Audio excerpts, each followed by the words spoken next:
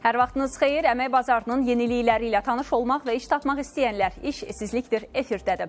Hər hansısa bir sahədə iş təcrübəniz var ya yox, fərq etməz. Çünki həm dövlət, həm özəl şirkətlərdə müxtəlif tələbləri olan vakansiyaları sizin üçün seçmişik, birazdan təqdim edəcəyik. Təhsilini yarımçıq qoymağa məcbur olur. Həyatın axarı isə onu turizm sektoruna gətirib çıxarır. Bu sahədə biznesini qurur və uğur qazanır. Murad Kərəmovun həyat hekayəsinə nəzər salacağıq.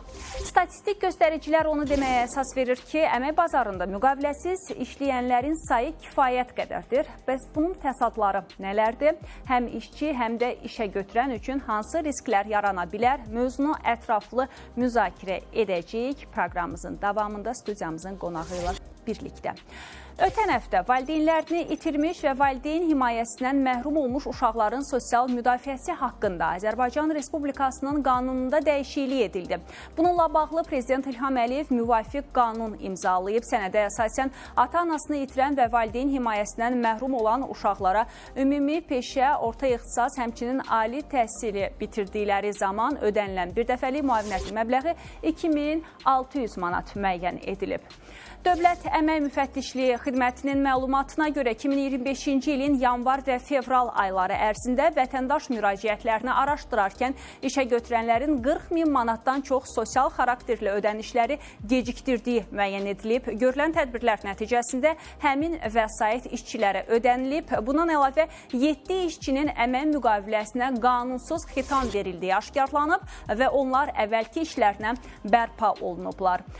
Bu hadisə bir daha onu göstərir ki, əmək hüquqlarınız qanunla qorunur və işçilərin haqları bərpa olunur. Lakin ən önəmlisi etibarlı və işçilərinə dəyər verən iş yerləri tapmaqdır. İndi isə baxaq görək, əmək bazarında hansı yeni fürsətlər var? İş axtaranlar üçün bu həftənin ən aktual vakansiyalarını təqdim edirik.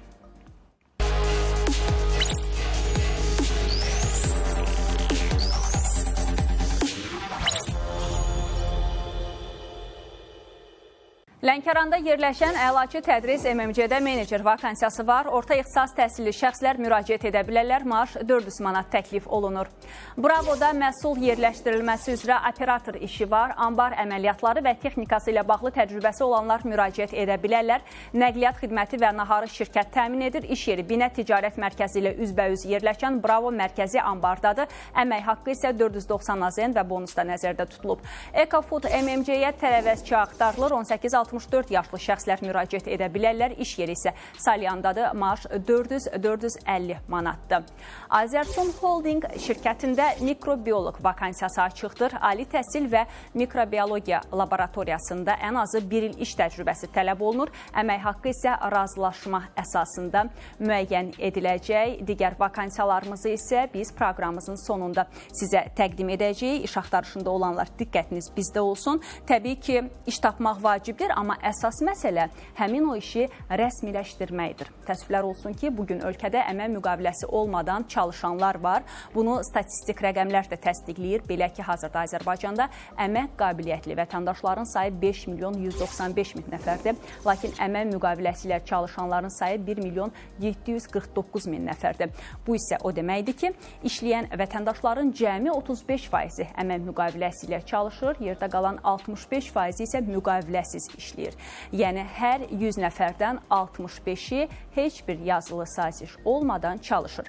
Bəs əmək müqaviləsi olmadan çalışmaq hansı problemlərə yol açır? Süjetimizdə bu haqda danışılır.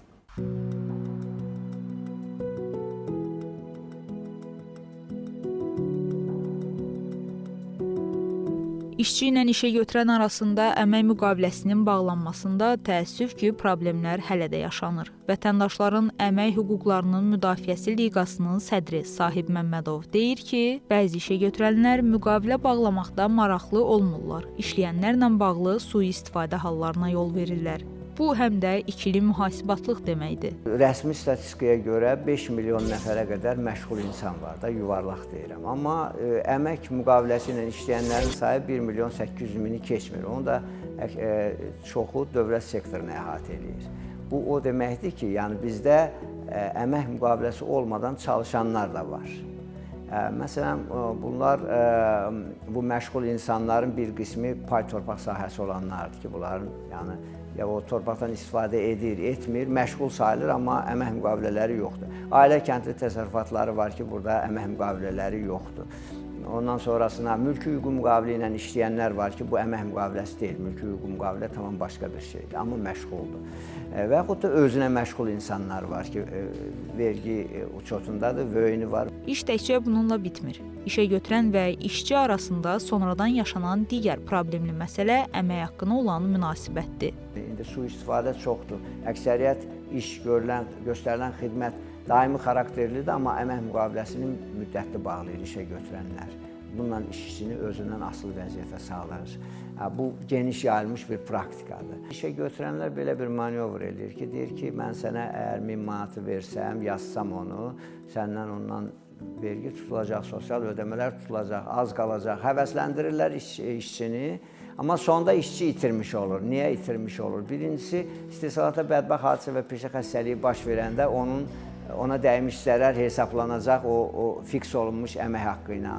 Pensiya yığım kapitalı gedir həmin vəsaitlə. Digər sosial sığorta hadisələri ki, baş verir, onlar da məsələn müvəqqəti əmək qabiliyyətini itirməkdir, doğuşa və hamiləliyə görə sosial məzuniyyətə getdiyi halda ona bütün müavinətlər ödənilir. O müqavilədə göstərilən demək əmək haqqından və nəticədə işçi uduzmuş olur. Tərəflərin bu müqavilədə qarşılıqlı öhdəlikləri barədə məlumatlara gəlincə, burada işçinin iş yeri, vəzifəsi, əmək funksiyası, maaşı və ona əlavələr, məzuniyyətin müddəti, sosial, həmçinin digər vacib məsələlər öz əksini tapmalıdır. Bu tələblərdən kənara çıxmalar, əməl edilməmələr də qanunla tənzimlənir. Bununla bağlı cərimələr də nəzərdə tutulub və hətta bir neçə dəfə cərimə edildikdən sonra, xəbərdarlıq edildikdən sonra işə götürən əgər öz rejimini belə deyək ki, tənzimləmirsə, bununla bağlı hətta müəyyən deyək ki, azadlıqdan məhrum etmə cəzaları da tətbiq edilə bilər. İşlə təminlə bağlı qanunvericilik və müddəalar hansı məsələləri nəzərdə tutursa, hansı müddəaları, bütün bunlar tətbiq edilməlidir. Burada işçinin hüquqlarından da söhbət gedir, burada işçinin məzuniyyətindən də söhbət gedir, burada işçinin əmək haqqından da söhbət gedir, hüquqlarından söhbət gedir, eyni zamanda qanunlar qarşısında cavabdehliyindən də söhbət gedir. Həm işə götürənin, həm də işçinin. Qeyd edək ki, əmək müqaviləsi bağlanandan xitam verilənədək işçilər üçün müəyyən edilmiş hüquq və təminatların səviyyəsi azaldıla bilməz. Əmək Məcəlləsinə görə müqavilənin şərtlərinin birtərəfli qaydada dəyişdirilməsi də yol verilməzdir. Əslində onun həyat planları başqa cür idi. İş adamı olmaq fikrində deyildi, hərbiçi olmaq istəyirdi. Lakin bir anlıq təhsilini yarım qoyub turizm sektoruna yönəlir və öz biznesini məhz bu sahədə qurur. Belə bir qərar verməsinin səbəbini isə Murad Kərəmovun öz dilindən eşidək.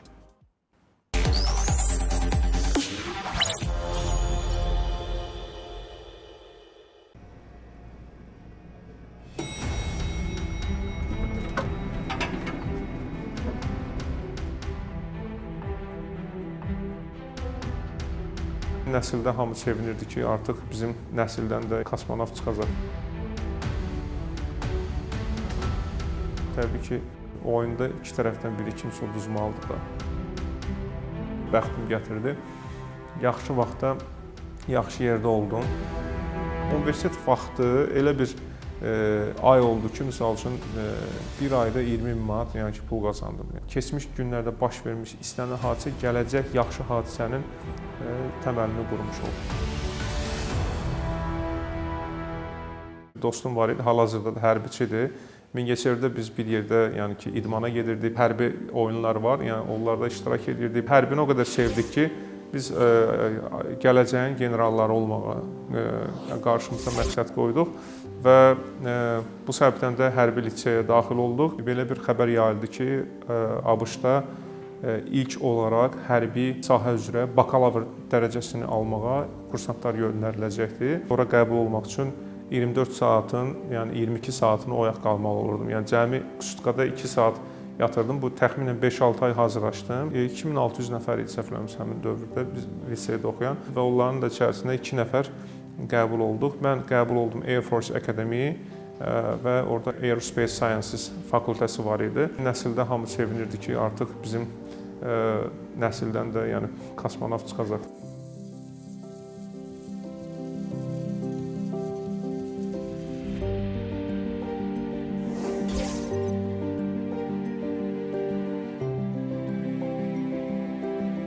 General bildirdi ki, yəni nə olsun ki, qəbul olunmusan, yəni bu il getmirsiniz, gələn il olacaq. Siz olmayacaqsınız, başqaları olacaq. Yəni çox rahatçılıqla, yəni belə insanı belə də əşya kimi əvəzləmək tərzində davrandı. Dedim, onda mən çıxıram hərbidən. Komandirimi acıladı.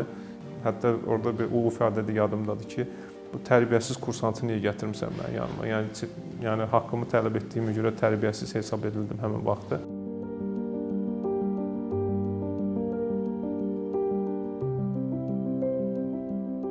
Qərara gəldim ki, İqtisad Universitetinə qəbul olum.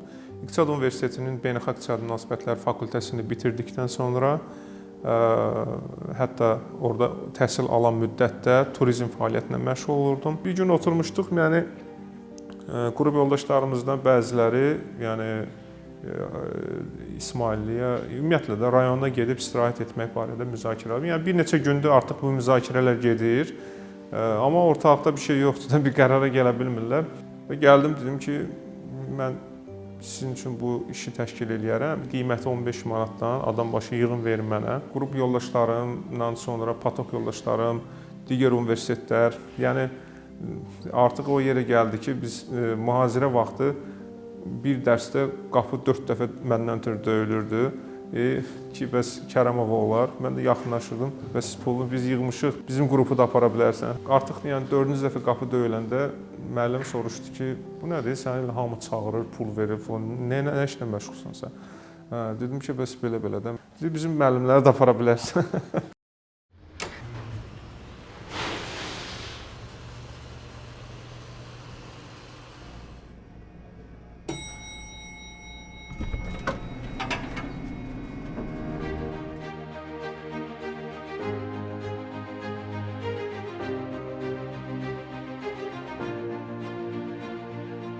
Universitet vaxtı elə bir ay oldu ki, misal üçün bir ayda 20 min manat yəni ki, pul qazandım. Bir həftədə misal üçün 8-9 avtobus hərəsində 45 nəfərlik.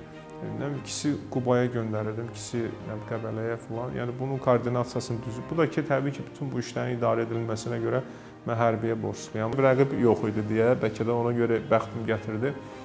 Yaxşı vaxtda, yaxşı yerdə oldum. Pandemiyadan sonra kifayət qədər əslində turizmdən küsmüşdüm. Qərara gəldim ki, kənd təsərrüfatı fəaliyyəti ilə məşğul olum və 29 min dollarlıq təxminən xaricdən tinkləri, yəni Blueberry-nin tinklərini sifariş elədim. Xəbər yayıldı ki, bəs müharibə başlayıb. Xaricdəki partnyoruna yazdım ki, bizdə müharibə başlayıb və təbii ki, müharibə vaxtı komendant rejimi olur falan, sərhədlər bağlana bilər, mənim malım gəlib sərhəddə qala bilər. Onlar ziyana düşdü buna görə, təəssüflər olsun, amma təbii ki, oyunda iki tərəfdən biri kimsə uduzmalıdır da.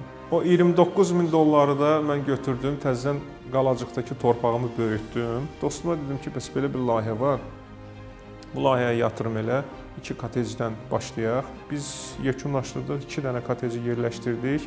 Mənə xaricdən zəng gəldi. Qətərdən. Detalları soruşdu, bütün şərtləri soruşdu, əməkdaşlıq şərtlərini və artıq birdən-birə dedi ki, bağışlayın, sizin familiyanız Kərəmov deyil ki, dedim ki, bəli. Kərəmov məni tanımadımı falan belə zəng gələndə dostum olduğunu bilmirdim. Daha doğrusu, yəni bir yerdə hərbidə oxuduğumuz, yəni yoldaş olduğunu bilmirdim. Dedim, mən 2 aydan sonra gələcəm, yəni yaxşı ki, bu layihədə sən varsan, tanıdığım insandır, mən yatırım eləyəcəm. İkinci dostum tərəfindən yatırımdan sonra artıq bizim 4 kotecimiz oldu.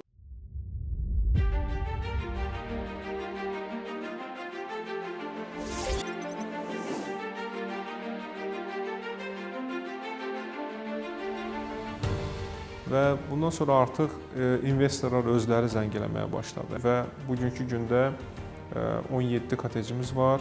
İstənilən bir sahəyə girməmişdən öncə onu araşdırmaq, yaxşı dərinli araşdırmaq lazımdır. İstənilən motivasiya bir gün çökməyə, sönməyə doğru gedə bilər. O motivasiyanı sönən vaxtlarında sadəcə olaraq sizin o məqsədə çatdıran vasitə nizam-intizamdır təbii ki. Beləliklə də heç vaxt təslim olmayın. Keçmiş günlərdə baş vermiş istənilən hadisə gələcək yaxşı hadisənin təməlini qurmuş olur.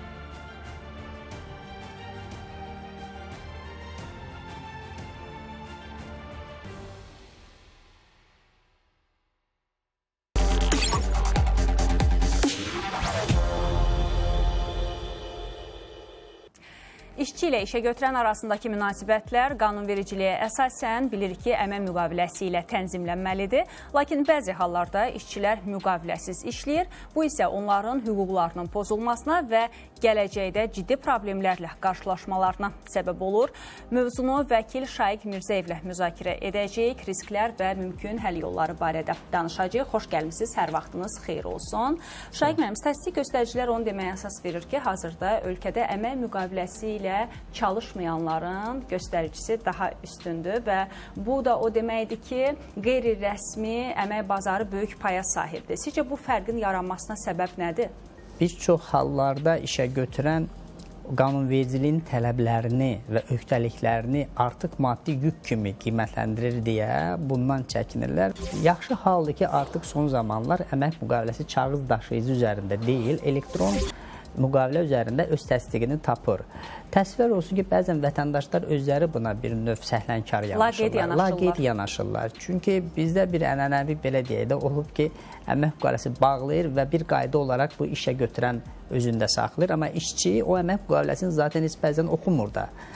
Oxumalıdır, diqqətlə tanış olmalı. Çünki əmək müqaviləsi əmək münasibətlərini təməlini yaradan bir sənətdir. O formal bir kağız daşıyıcısı deyil və formal bir sənət deyil. O münasibətləri bərkidən və bütün rejim işçi ilə işə götürən arasında bütün münasibətləri, hüquq və vəzifələri, öhdələri yaradan və bərkidən bir sənətdir. Biz məlumat versək izləyicilərə, əgər bugün şəxs əmək müqaviləsi ilə çalışmırsa, gələcəkdə hansı problemlərlə qarşı-qarşıya dura bilər və nələrdən məhrum ola bilər?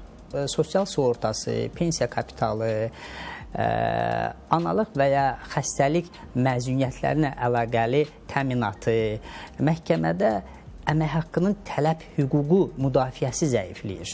Əslində qalsa, əmək müqaviləsi təkcə işçinin hüquqlarını müdafiə eləmir.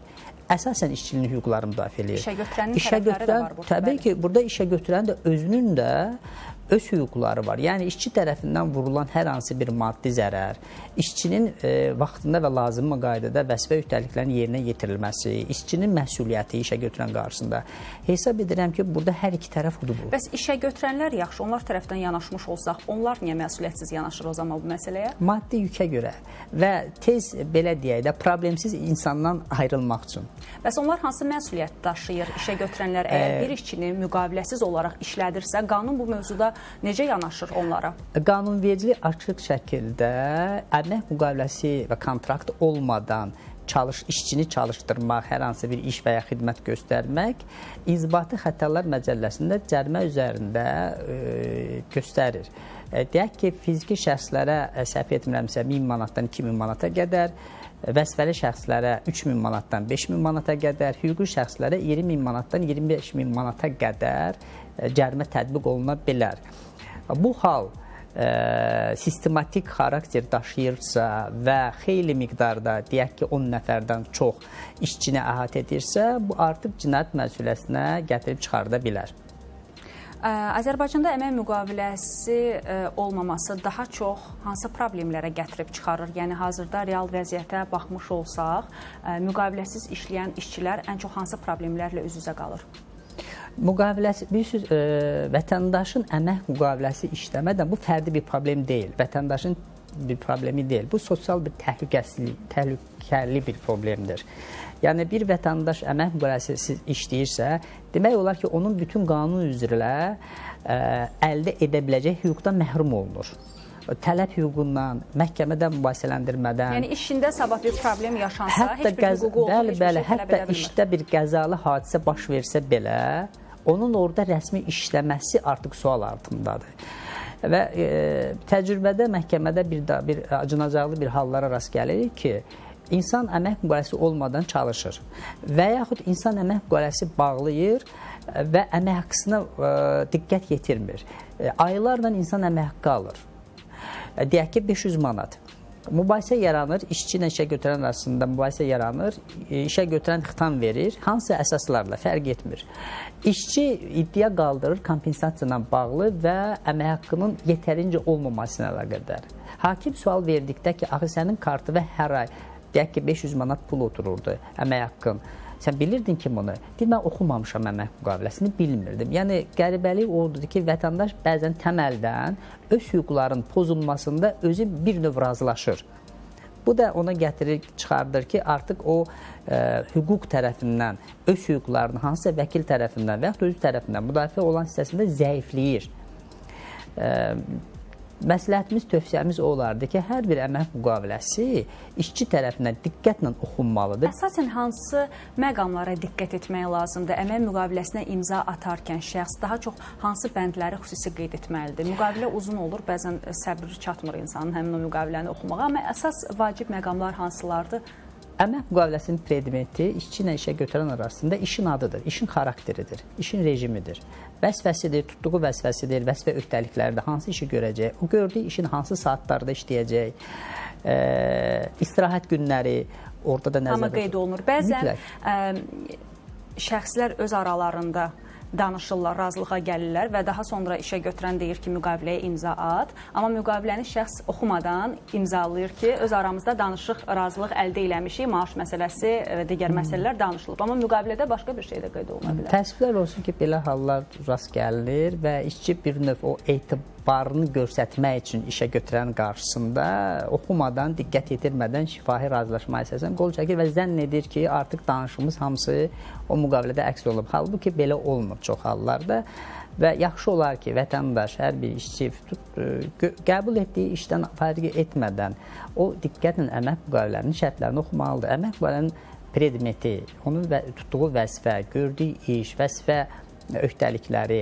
əmək haqqısı, əlavələr, istirahət günləri, saatları, bütün əsas şərtlər görünməlidir. Gəlin bu haqda da danışaq ki, ümumiyyətlə daha çox hansı sahələrdə bu problem yaşanır, hansı sektorda müqaviləsiz işləyən işçilərin sayı daha çoxdur? Bir qayda olaraq mütəxəssislər üzərində bu problem demək olar ki, yoxdur. Ali savadlı, mütəxəssis, peşəkar, vəzifə daşıyıcıları, onlarda mən bu problemə rast gəlməmişəm. Yəni, mən eşitməmişəm ki, hansısa mütəxəssis, peşəkar, ali savadlı insan əmək müqaviləsiz çalışır. Bu daha çox kütləvi xarakter daşıyan tikinti sahələrində, daha çox fəhlələr, daha çox xadimələr, daha çox sürücülər, təəssüflər olsun ki, bəzən işə götürən başa düşmür ki, öz balansında, şirkətin balansında olan avtonəqliyyat vasitəsini əmək müqaviləsi olmadan sürücüyə verdikdə, artıq qəza törədikdə o hüquqi şəxs özü məsuliyyət daşıyacaq, nəqliyyat sahibi məsuliyyət daşıyacaq və onu əmək müqaviləsiz çalışdırdığı üçün digər bir məsuliyyət daşıyacaq. Bir misal gətirim sizə, bu yaxınlarda Xətai rayonunda baş vermişdi. Orada tikintilər idi, o rayon olaraq görürsək, daha çox aktiv o Xətai rayonunda bu dəqiqə tikintilər çox gedir. Bir kütlə olaraq gəlirdi orada polis bölməsinə ki, bəs bizi işdən çıxardıblar. Mən təsadüf bir şahidi oldum, başqa bir işlə əlaqədar getmişdim polisə. Soruşduqda heç birində əmək müqaviləsi yox edir. Heç birində. Yəni, sadəcə bugün o, üzr istəyirəm ifadəmə görə, o çörək pulumu qazanım deyə məcburən razılaşırlar. Amma burada vicdanlı bir məsələ var ki, işə götürən Azərbaycan Respublikasının qanunvericinin tələblərinə əməl eləməlidir. O insan deyək ki, savadı çatmırsa, o insanın əlbəttə ki, o insanın biliyi yoxdursa, məlumatı yoxdursa, halbuki qanunu bilməmə məsuliyyətdən azad eləmir. Amma vicdanlı bir baxımdan ki, axı sən bilirsən bunu. Sən işə götürənsən, sən bunu bilirsən, səndə sistem var, struktur var, mühasib var, hüquqşünas var. Sən bunu bilirsən. Bilərəkdən bunun pozulması təbii ki, o xoşa gəlməz insanların kütləvi əmək hüquqlarının pozuntusuna gətirib çıxardır. Təbii ki, hər kəs işinə doğru, düzgün şəkildə vicdanla yanaşmış olsa, düşünürük ki, nəinki bu, digər sahələrdə də heç problem ortaya çıxmaz. Çox sağ olun, təşəkkür edirik sizə mövzuya münasibət bildirdiyiniz üçün. Hazırda isə proqramımızı mövcud vakansiyalarla davam etdiririk.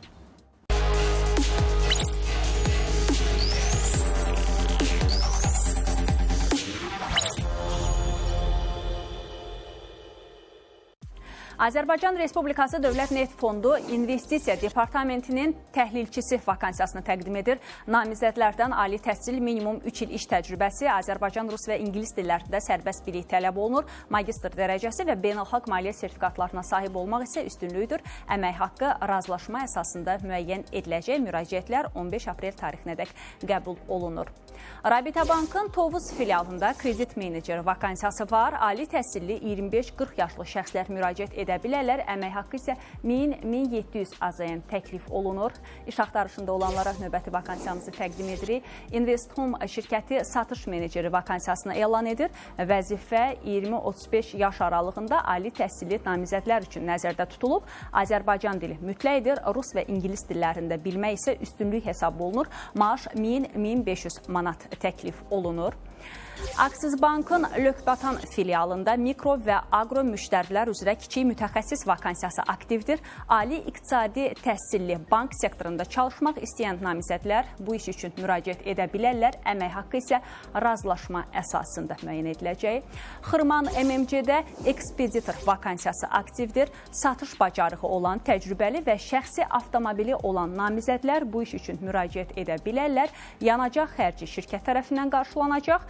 Əmək haqqı 700-1500 AZN aralığında dəyişir. Azprotein Foods şirkətinə keyfiyyətə nəzarət və qida təhlükəsizliyi üzrə aparıcı mütəxəssis axtarılır. Ali təhsilli və minimum 5 illik iş təcrübəsi olan şəxslər bu iş imkanını dəyərləndirə bilərlər. Rus və ingilis dili biliyi arzu olunandır. Maaş 1500-1800 manat aralığındadır. Azərbaycan Dəmir Yolları Qapalı Səhmdar Cəmiyyəti bilet kassiri vakansiyasını elan edir. İş üçün ümumi təhsil tələb olunur. İş yeri Yevlax və Şəkidədir. Rus və ingilis dili biliyi olanlara, eləcə də bölgə sakinlərinə üstünlük veriləcək. Əmək haqqı razılaşma yolu ilə. Azal regional hava limanları üzrə dispetçer vakansiyasını elan edir. Vakansiyaya müraciət üçün namizədlərdən ali təhsil, Azərbaycan və ingilis dillərində sərbəst bilmələri tələb olunur. İş yeri üzrə bölgə sakini olan namizədlərə üstünlük veriləcək. Əmək haqqı isə razılaşma yolu ilə. Dost Agentliyi İnsan Resurslarının İdarə Edilməsi Departamentinə şöbə müdürü vəzifəsinə vakansiya elan edir. Vakansiyaya qoyulan tələblər isə bunlardır. Ali təhsil, müvafiq sahədə ən azı 4 il iş təcrübəsi. Rus və ingilis dili bilənlərə isə üstünlük veriləcək və bugünə olan son vakansiyamızı sizə təqdim etmək istərdik. Green Tech şirkəti baş mühasib vakansiyasını təqdim edir. Qoyulan tələblər isə bunlardır. Ali təhsil və analoji sahə üzrə 5 il iş təcrübəsi. Əmək haqqı isə 3000-3500 manat arasında dəyişir. Əgər sözü gedən vakansiyalara özünüzə uyğun namizəd hesab edirsinizsə, CV-lərinizi vakansiyaların tələblərinə uyğun şəkildə hazır edib birbaşa olaraq şirkətlərin ünvanına göndərə bilərsiniz. Sizə təqdim edəcəklərimiz bunlar idi. Növbəti həftə yeni vakansiyalar, iş tapmaq və işini dəyişmək istəyənlər üçün yeni təkliflərlə qarşınızda olacağıq. Bizi sosial platformalarda da izləyin. Əmin olun ki, hansısa iş sizlikdir.